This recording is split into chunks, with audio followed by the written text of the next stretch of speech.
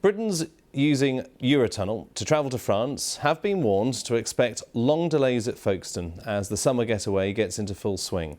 The company says processing time from check-in to boarding is estimated to be around 90 minutes. Now, some Eurotunnel passengers say they spent the night in their cars trying to get into the terminal. Queues at the port of Dover have eased to just an hour today after 2 days of gridlocked roads and lengthy waits there. Well, the Port of Dover authorities have issued a statement saying operations have returned to normal after staff worked around the clock to clear a backlog of freight vehicles overnight. Well, let's cross now live to Folkestone, where we can speak to our business correspondent, Vishala Sripatma. What is the situation like there now? We can still see a bit of queuing behind you. That's right, Chris. Well, there has been some progress in the time that we've been here, but as you say, sort of frustration has certainly shifted here to Folkestone, particularly in the roads leading to the tunnel entrance, which is just behind me now. As you can see, there are queues of cars and lorries, around 600 lorries that have been sitting here, some for 15 hours plus, and that's because the M20, the road that they're sitting on at the moment, has been partially closed to accommodate them, to effectively act as a lorry park.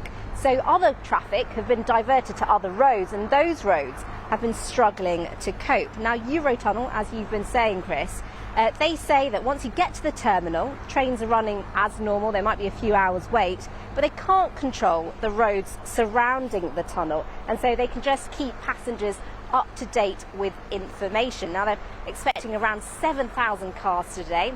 Not all their journeys will be smooth, so advice is to keep hydrated and bring a packed lunch. They might be here for a while. So, Britons who want to travel to France and come back again now have to have their passports checked. That's because we've left the European Union. What caused this problem? Because there does seem to be a blame game about not enough staff in France at passport control, but France seemed to be dismissing that.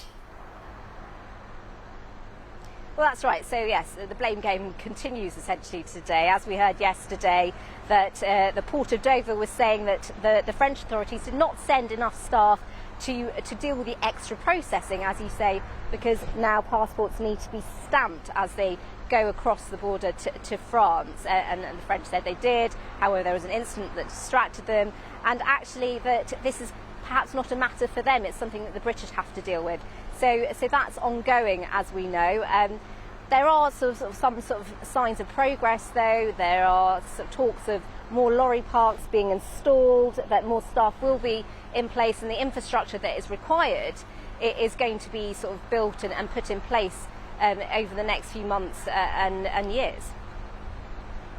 OK, thank you for that update. And of course, more updates on BBC Local Radio as well, if you're heading down there.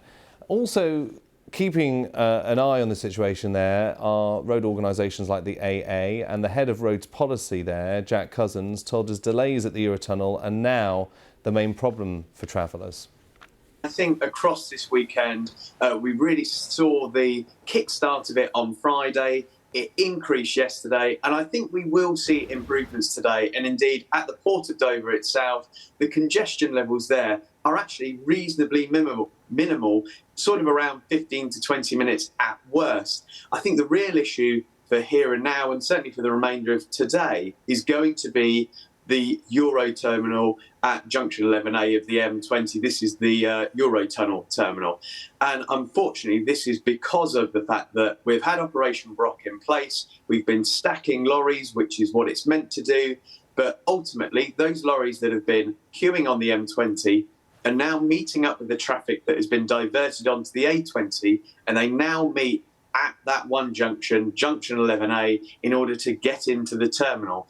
That backlog is still there, and we really do hope to see some significant improvements to try and alleviate that particular hotspot today.